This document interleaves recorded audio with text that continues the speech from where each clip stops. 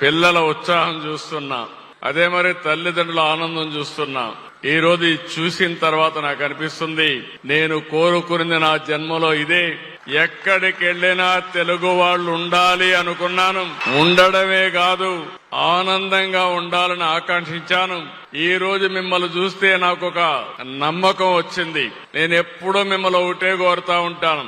30 సంవత్సరాలకు మునుపు 95లో స్టార్ట్ చేశాం. నేను ఆ రోజు ఒకే మాట చెప్పాను, ఒక ఇంటికి ఒక ఐటీ ప్రొఫెషనల్ కావాలి. మీ పిల్లల్ని మీరు బాగా చదివించండి. మీరు ఎంత డబ్బులు ఇచ్చారనేది ముఖ్యం కాదు. ఒక 10 ఎకరాలు 20 ఎకరాలు భూమి ఇస్తే ప్రయోజకుడైతే కాపాడుకుంటాడు, అప్రయోజకుడైతే పోగొట్టుకుంటాడు. మీరు చదివిప్పించండి, తెలివితేటలు ఇప్పించండి, ప్రపంచాన్ని జయించే శక్తి మన తెలుగు వారికి వస్తుందని ఆ రోజే చెప్పాను. ఈ రోజు ఒక ఉదాహరణ చూస్తే, నేను ఆ రోజు మైక్రోసాఫ్ట్ హైదరాబాద్ తీసుకొచ్చాను. ఆ మైక్రోసాఫ్ట్ లో నాదెళ్ల సత్య ఉద్యోగానికి వెళ్లాడు.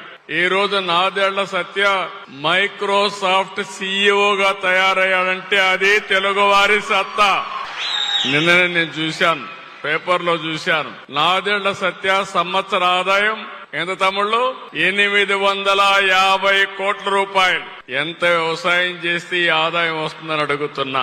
అందుకే ఆ రోజు చెప్తున్నా, ఈ రోజు చెప్తున్నా, తెలుగు జాతికి తిరుగు లేదు.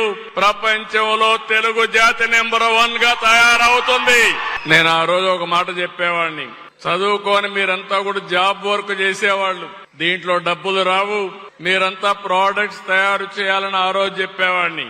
తర్వాత చెప్పేవాడిని, మీరు ఉద్యోగం చేస్తే లాభం లేదు, మీరు ఉద్యోగాలు ఇచ్చే స్థాయికి ఎదగాలని. ఈ రోజు నేను చెప్తున్నా, ప్రపంచంలో మోస్ట్ ఇన్ఫ్లుయెన్షియల్ కమ్యూనిటీ ఎవరంటే దానికి చిరునామా తెలుగు జాతిగా ఉంటుంది, అనుమానమే లేదు.